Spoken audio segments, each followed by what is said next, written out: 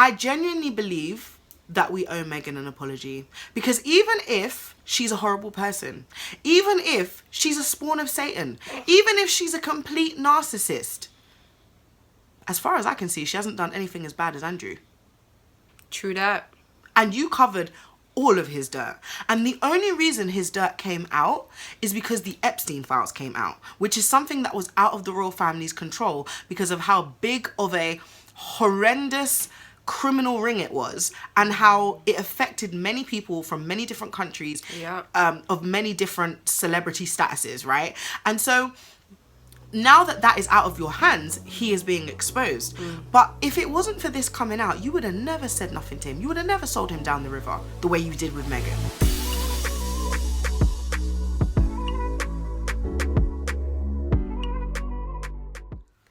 Ladies and gentlemen of the internet, welcome to the Cherry Jazmine Show. We are Cherry B.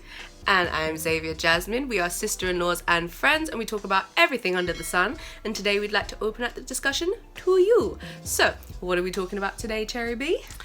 So, unfortunately today we're going to be going down the rabbit hole of Prince Andrew and this disgusting information that has come out about him in the Jeffrey Epstein files, and just essentially how not only depraved and disgusting this man was as a member of the royal family, but also specifically how nobody is going to acknowledge that Harry and Meghan were right to leave the palace, right? I find it extremely hard to think, or extremely hard to even imagine a world in which Harry and Meghan would probably not have known about some of these things, but they still had the grace and compassion not to expose everyone, not to say anything, even though they warned us that something was going on. They warned us that the palace wasn't what you know, people think it is, but they didn't hot up the whole family, right? And really what they were saying for the longest time is that we just want to be protected in the same way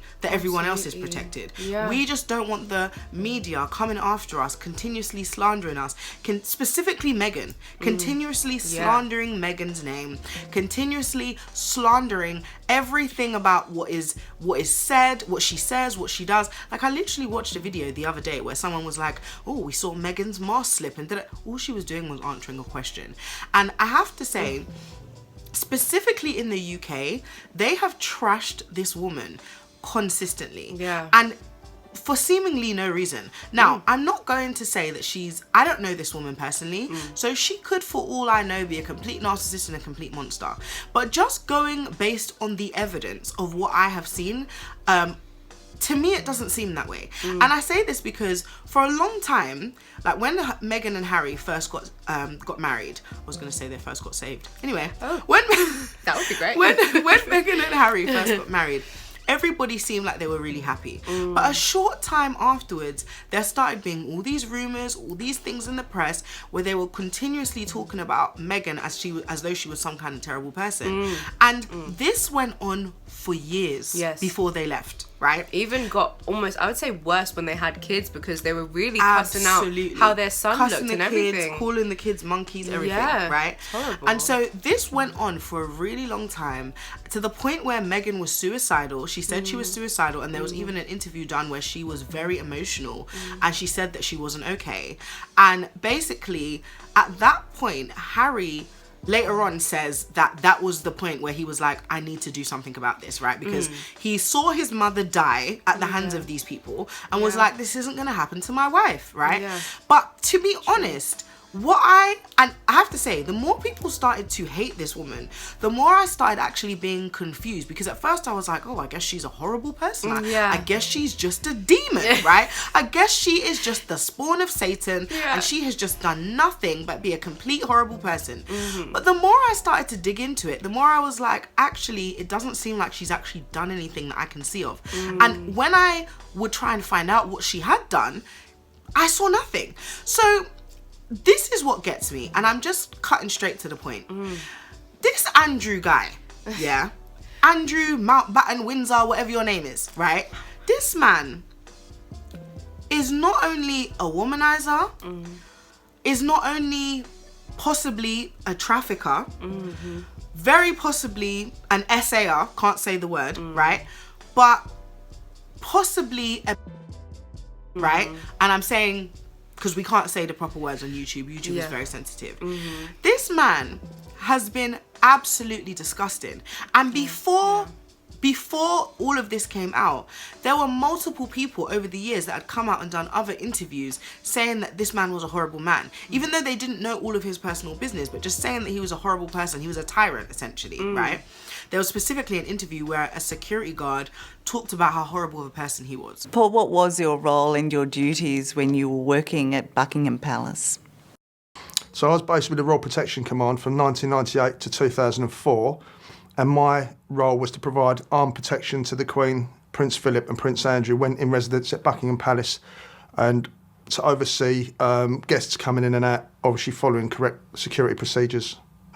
What his personal habits are in the bedroom, I have no idea. But all I can say is by the balance of probabilities, the amount of friends, his close friends around him, are all convicted sex offenders. He has questions to answer. Did you or your colleagues ever observe Jeffrey Epstein going into the palace? I personally didn't, and to be fair, I wouldn't have recognised him.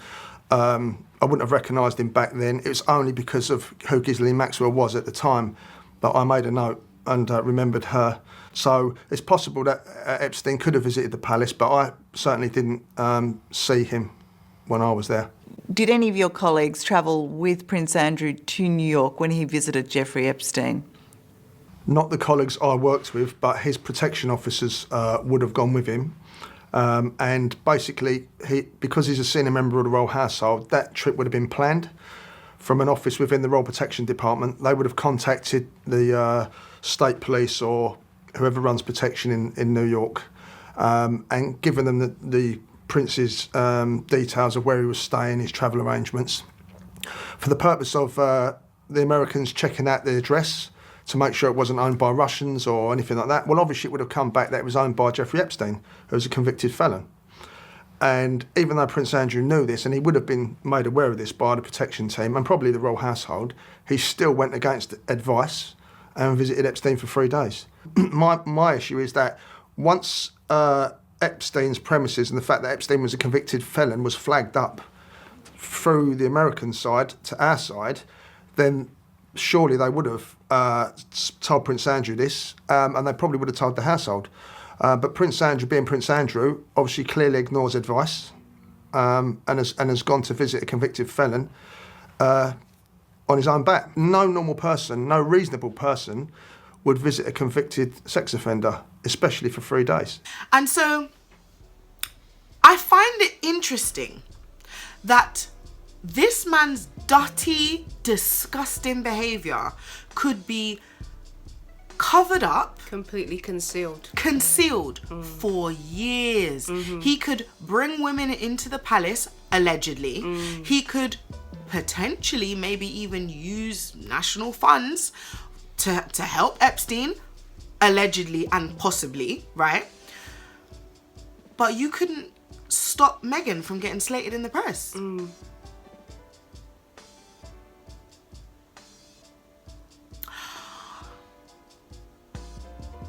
You know, I think that's the end of the video. It just speaks volumes for itself.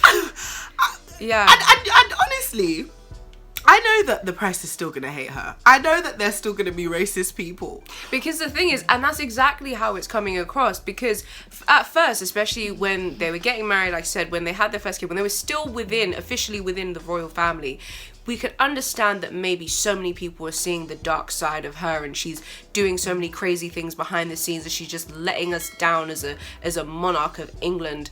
And she's an American, and she's a divorcee, right, and she's a woman of colour because she ain't black. Yeah, but true. but she's mixed race. The thing is, she's mixed race, and this is what got me, because it was like this. But you know when you look at someone and you're like, are you? You have to squint.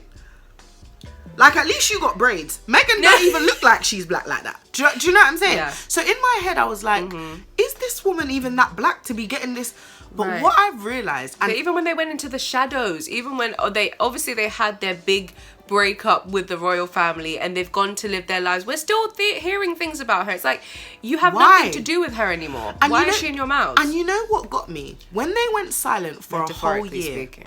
No, but why is your name in the mouth though? Like, Yeah. why is my name in your mouth? Like, that's just ridiculous. Mm-hmm. When it came down to it, what got me and what made me start to believe that there was genuinely something wrong was when they did their Netflix special. They explained things in a way to me that seemed to make logical sense. They had many people in the Netflix special that were backing up what they were saying, right? But then on top of that, after that, they basically went silent for a year because everyone was mocking them about how they wanted privacy but then kept talking, right?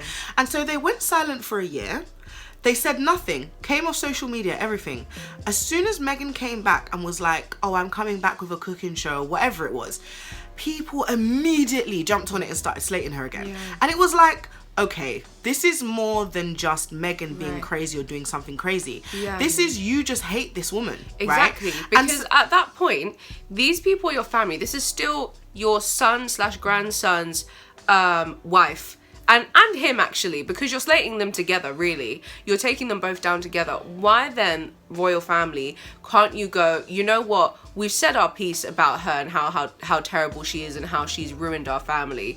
But now it's enough. Mm-hmm. Now, they've got what they wanted and they're living their separate lives. Now you can leave them alone. Why didn't you use any of your power or influence to do that for her? Instead, you jumped on the bandwagon. And that's really what we're talking about. It makes no sense. It really feels like you're relishing in this and you want to find any opportunity to get back at her. Which, to be honest, when you really think about all the evil people in the world, that's not really how they're treated. Usually the evil people get away silently, like Prince Andrew. And this is what gets me. Like, I will say this. I genuinely have respect for the Queen. I genuinely, May she rest in I peace, really for liked sure. the Queen. And Yeah. the reason I really liked her is because while she might have had a lot of old school values and she might not have understood everything, and she's not the whole of the royal institution, because this is another thing that people need to understand. The royal family is not the whole of the royal institution. Absolutely. The royal institution was in place before the royal family even got there, right? Absolutely. And so I understand that there are people who don't like her, but I respected her because as an individual, I felt that she tried her best to do her best. Like, nobody is perfect. These people are under extreme pressure. So I'm not going to sit here and say that you can't make mistakes. That's not an issue for me. The issue, though, is when these people, as in your grandson and Meghan, are speaking out, and even before they speak out, are saying privately that they're having issues.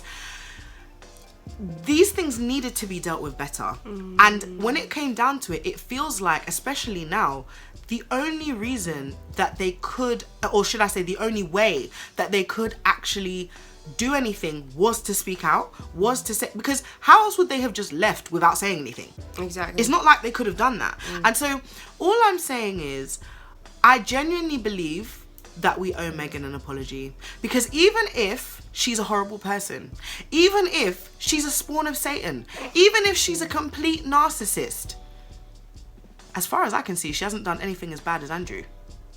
True that. And you covered all of his dirt. And the only reason his dirt came out is because the Epstein files came out, which is something that was out of the royal family's control because of how big of a horrendous criminal ring it was and how it affected many people from many different countries, of many different celebrity statuses, right? And so now that that is out of your hands, he is being exposed. But if it wasn't for this coming out, you would have never said nothing to him. You would have never sold him down the river the way you did with Meghan. So we owe Meghan an apology. I specifically say we as in those who specifically berated her, disrespected her, continuously acted like what she was saying was a lie, when all she was saying the whole time is, but they could protect me. And all Harry was saying the whole time is, but they could protect me. And it's so funny because there was a point when Harry was being interviewed by Oprah, Harry and Meghan, and basically there was a point where Oprah asked the question, would you have left the royal family if it wasn't for Meghan? And he said no. And the reason he said no that he gave was that he was blind to everything that was going on because he was raised in it. But you know what's so funny? He was already trying to leave. Even in the Netflix documentary they did, if you grew up in England, you were always seeing Harry trying to leave. He was the in rebel. Africa for time. Yeah, this he man was the rebel of the royal when you really family. think about how much he was in Yeah. Africa, was it really surprising that he married a black woman? Not really. Yeah. Yeah. Or black adjacent or mixed race. Like, not really. Yeah. Because this man was in Africa for time. He was Yeah. always trying to leave. He was always trying to escape. He didn't like the shackles of being controlled, right? And that is something that I think everybody can understand. Yeah. So all I'm saying is, really, because let's be honest, the whole royal family right now looks real bad, but not Meghan and Harry, because they left. They left. And so all I'm saying is, you have to understand, like, oftentimes it takes somebody from the outside to come in and see your situation and help you to realize the things that are happening are wrong. And I do not believe for a fraction of a moment that Meghan and Harry did not know that something bad was going on with Andrew. Because when you're that vile of a person, when all of the staff in your palace can see how disgusting you are, obviously people in your own family can also see how disgusting and how terrible Absolutely. you are, right? They would have known this man was a tyrant and that the royal family and the media were covering for him. They Yeah. would have known that. Yeah. And so really what Meghan was asking for was basic human decency and respect. And they're still not going to give it to her. They're still going to, somehow, even after all this dirtiness comes out, they're still going to be like, but Meghan is such a troublemaker. We're just waiting for the next headline, waiting for the next news article. But anyway, ladies and gents, we have said a lot and there's a lot to be said. We know that you'll probably have a lot of mixed views on this one, actually, and we want to know them all. So please let us know in the comments what you thought of the topic, what you thought of what we said, and let us know what you think as well. And as we say, we talk about everything under the sun, and we will be back with another video. So please do let us know if there's anything that you want us to cover. And of course, ladies and gents, don't forget to subscribe. Follow us, guys. We love to see who is with us and who is in the chat with us talking about everything under the sun. And yeah, we will see you in the next one. Bye.